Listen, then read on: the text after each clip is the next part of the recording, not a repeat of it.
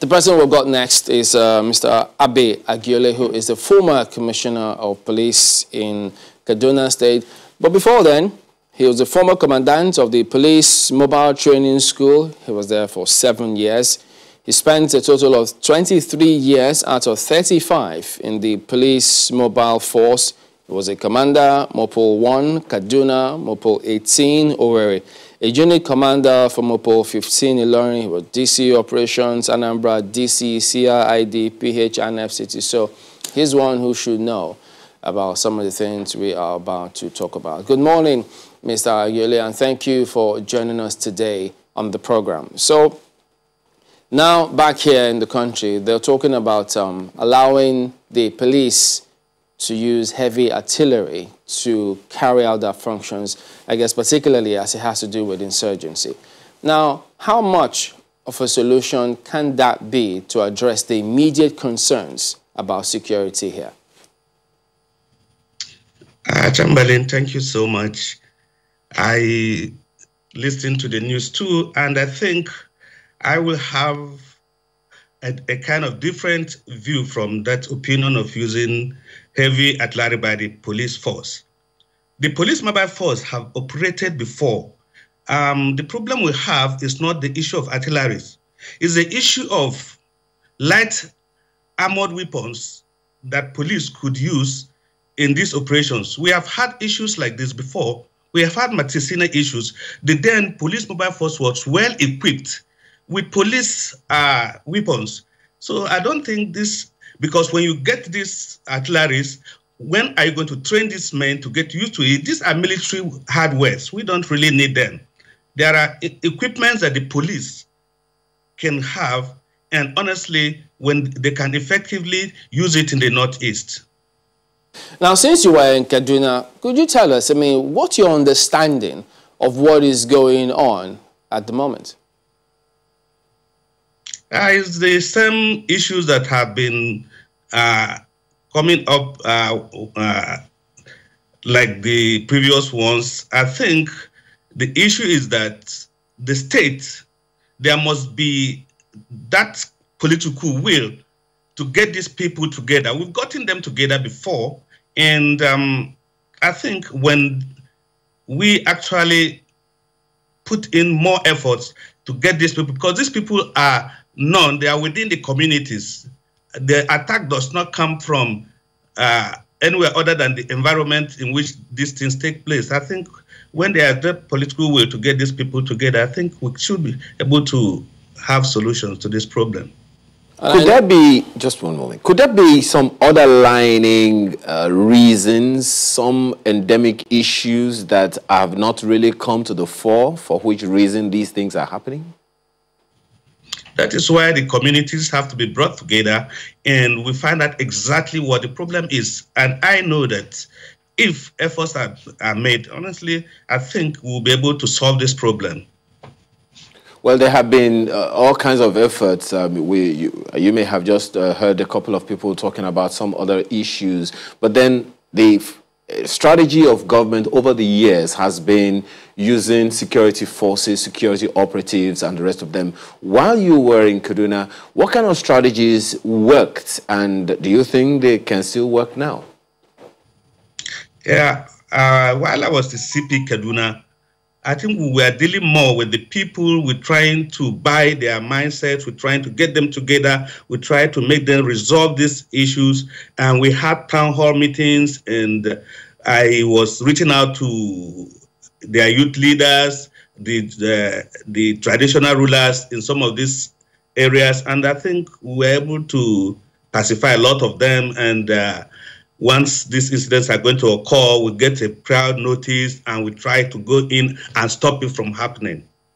And at that time, while some of those were arrested and they were paraded, you were quoted to have said 3 years ago, actually, that you recovered the following items from the suspects: a golf car, 2 AK-47 rifles, 1 locally made pistol, 3 live cartridges, 5 cell phones, assorted charms, a torchlight, and the sum of 86,000 naira then.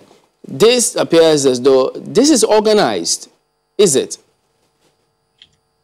Yeah, I think certainly it's an organized attack, because each time this thing occurs, it's like a kind of reprisal from one community to the other. I think they are really, really organized. It's not like something they just do. No, it's organized.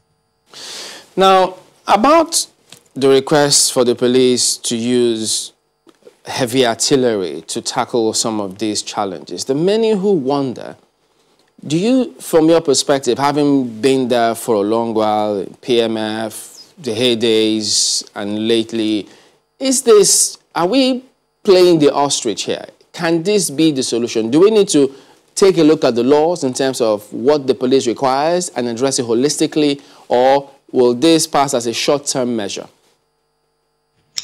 I don't subscribe to this issue of police using artillery for operations. These are purely military operations. But the Constitution is clear. Section 4 of the Police Act is very clear to perform such military duties as might be directed by the government. And how do the police function? The truth is, over the years, over the period, the police have lost its operational capabilities. Its operational capacities are lost. Why? Because we have not been properly equipped. I have spent all my careers, most part of my careers in the police mobile force, and when you compare the operations of the police mobile force and now, there are no basis to compare what is happening now and what is happening then, because then the police units are well equipped with armored personnel carriers, the equipment that could penetrate into this insurgent area and operate successfully. But these days they don't have anything. It's just about men, no equipment.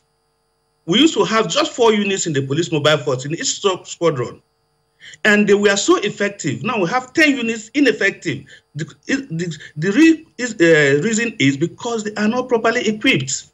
They are not.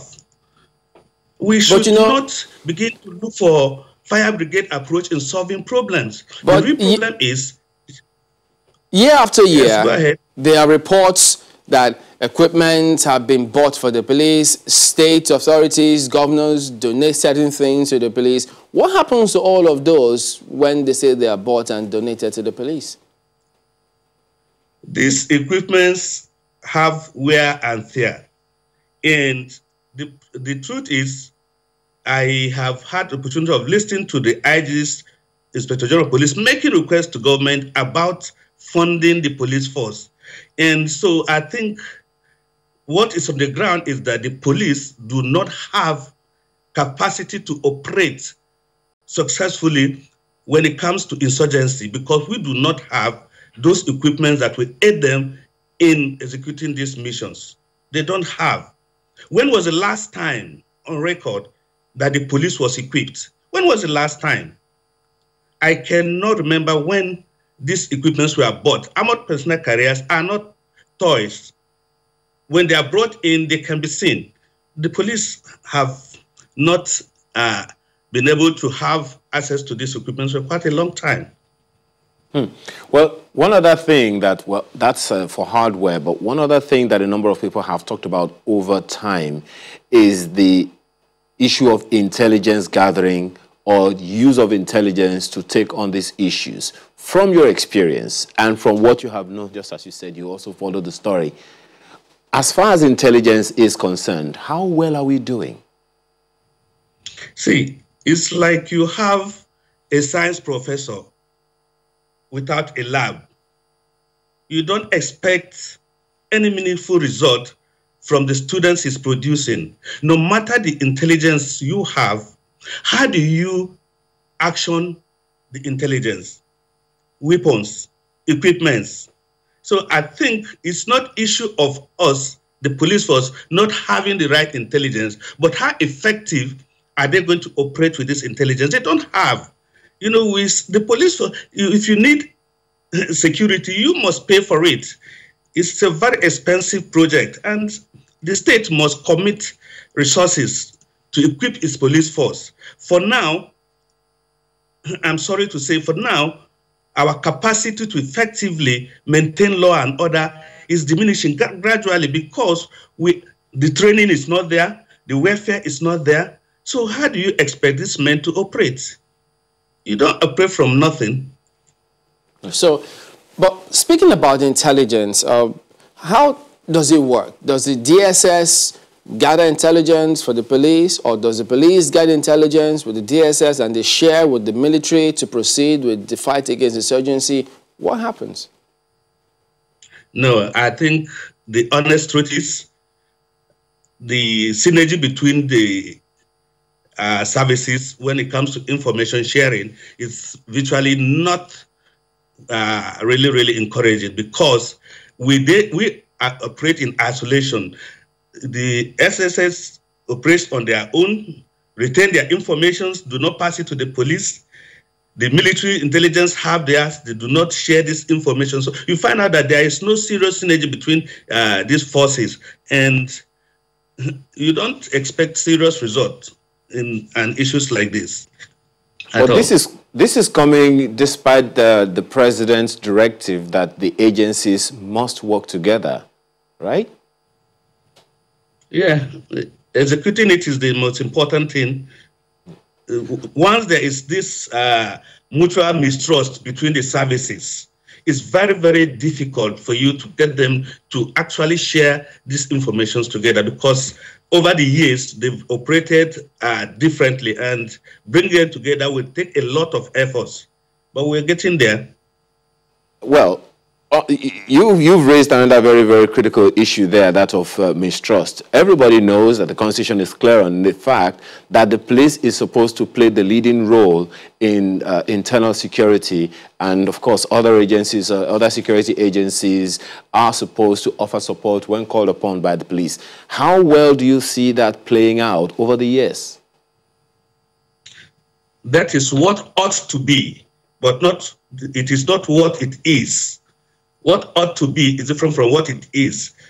Yes, we ought to play the lead role in this internal security, but as a matter of fact, when we happen to be on a joint operation, these things are not workable that way. So I think there need to be a lot of efforts to be able to get the services together to work in tandem with the Constitution. We do not seek to outwit each other. Once that is done, it is to the detriment of the society. So I think the forces should come together and see we have a common threat, we have a common enemy. What do we do? How do we succeed? But each time we keep operating in isolation, then things doesn't work well. Somebody. Do we have a national database? I mean, for instance, if one commits a crime, say in Borno, and gets to Yobe, will they be able to identify the person? With all honesty, I think that is going to, we are trying to get these things together, but for now, it's quite relatively difficult for a criminal who runs to Maiduguri from Kaduna for we to be able to, because we do not have records of these individuals. So it's difficult, but of recent, I know we've been creating databases for criminals and taking their fingerprints and everything. But I think to that aspect, I think the force headquarters is working hard, and I think they have something that is near to that, but not perfect yet. Perfected. How do you think it should operate? In terms of where should it be domiciled, who can access it, how should it be used? I think maybe we should be able to have a kind of joint database where all the services will be accessible to, and the informations coming in will be shared jointly. And I think once that is done, like other countries, I think we'll have results. In reports several times where the military authorities say there are some Boko Haram persons who have been de-radicalized, they've repented, they undergo training, and then send them back into society. They say they work with all the relevant authorities. What do you think about that? I think the government taking that decision must have their reasons for doing that. They must have done a lot of homework to know exactly whether this thing will be possible. I think so. That's a government decision. And I think they know why they took that decision. And I think it's left for them to continue to assess it. Is it working? If it's not working, what do they do? These are all government policies that I might not be privy to. From your experience, how useful can that be? The absorption of terrorists in the community. For now, yes, go ahead. Yeah, I think, certain policies are government policies, and it's very difficult for you to understand the reason because for them to have taken such a decision. But sometimes it does help because if the sincerity of purpose from these terrorists that repented and they come into the society could be of assistance to the service. So they provide us information, and I think it's, like I said, it's a government policy. There can never be an end to talking about solution, because that's what's of utmost importance in all of these things. So let's go over that now. Could you tell us, I mean, from your wealth of experience, there are many who just think, who are in despair about security, about what to do, how to proceed. What do you think we should be doing as a country to address these challenges that we face? First of all, Chamberlain, we must admit that the Nigerian police do not have capacity for maintenance of law and order.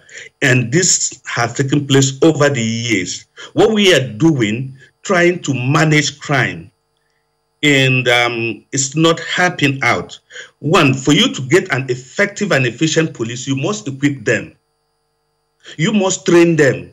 You must provide them welfare. Because for you to commit the police force to this security project, honestly, there are a lot of things that need to be done. Their training, their welfare, the equipments, everything must be put into consideration. For now, we must admit that these things are not just there. Governors have also been calling on traditional rulers and the locals to support them in the fight against all of these levels of insecurity. From your experience, what do you think we should be looking at in that regard? The traditional rulers are the community leaders in their various communities, but don't forget, these traditional rulers sometimes, because it's the community they come from, they can sometimes compromise, and you find out that getting them involved sometimes is relatively quite dicey. But while I was in Kaduna, I have to be honest, a lot of the traditional rulers work so hard to assist us in information gathering and providing us access to some of the people who can assist us in our operations. So I think if the traditional rulers are brought in and they are doing good, that is fine with me. Several top security officials, when they visit different states, time and again, they always appeal to the citizens to provide information to the authorities. And that suggests that, look, enough is not happening in that regard. What should be done about restoring the confidence of Nigerians and the trust of Nigerians to the security agencies, the police inclusive? Give them the police force they deserve. Give the society, the community, the kind of police force they deserve. The police force that will protect them. The police force that will reassure them that they are safe. The police force that will live within them and make them feel comfortable that we have a force. Not the kind of force that Chamberlain, to be honest, each time I look at the issue of the police force and I try to ask, is this actually the kind of police force the society deserves? The answer is No, we have a police force that must be equipped, must understand the communities in which they serve. The issue of community policing, yes, but what are these things actually on the ground? Is this community policing really on the ground? What is it intended to achieve? Are we actually achieving them? The answer certainly is no. You know, for you to solve a problem, you must admit that there's a problem. We have a problem, and we must admit that this problem exists, and that is the only time we begin to solve them. For now, the police have a problem. Capacity problem, no training, weaponry, everything. So we need to really sit and review the operations of the police force. What is making them fail? Yeah. Yes, there are a lot of successes here and there, but these are fractions of. Can the police, can the country be successfully centrally policed from Abuja? Honestly, I do believe that you can still control the police from the center. The important thing is whether these police are properly equipped to carry out their functions. It's not the control mechanism that is the problem. Are they properly conditioned, trained for this job? When was the last time police officers were exposed to operational training? When was the last time? We can't remember. As a matter of fact, these things are not individualistic. It's not about one individual going to receive a training. No, collectively. But if that were the case, pardon me, if that were the case, why do we then have different states? In spite of how much the state governors spend on the police, do we still have one form of policing or the other? Honestly, when we said the states are doing their best to assist the police, but most of the police funding comes from the center. What the states are doing, that they are complementing the role of the center in funding. And I don't understand when you say some police are coming from these states. I don't think so. Let's wind down with this one. Some say things get worse before it gets better. Do you think that we should have a second look at the Firearms Act and allow Nigerians to bear some sort of arms for self-defense, as it were? Even the countries where these things are obtainable, they are really having issues. And the advanced countries, they are still having issues with individuals possessing firearms. If you allow this in Nigeria, then the lawlessness will escalate. I don't advise for now. We are not mature for that kind of system where individuals should be allowed to carry weapons.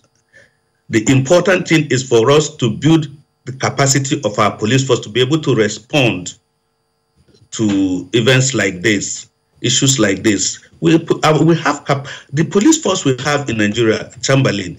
Honestly, if properly trained, if properly equipped, I think some of these missions we're engaging the military, they can effectively do it.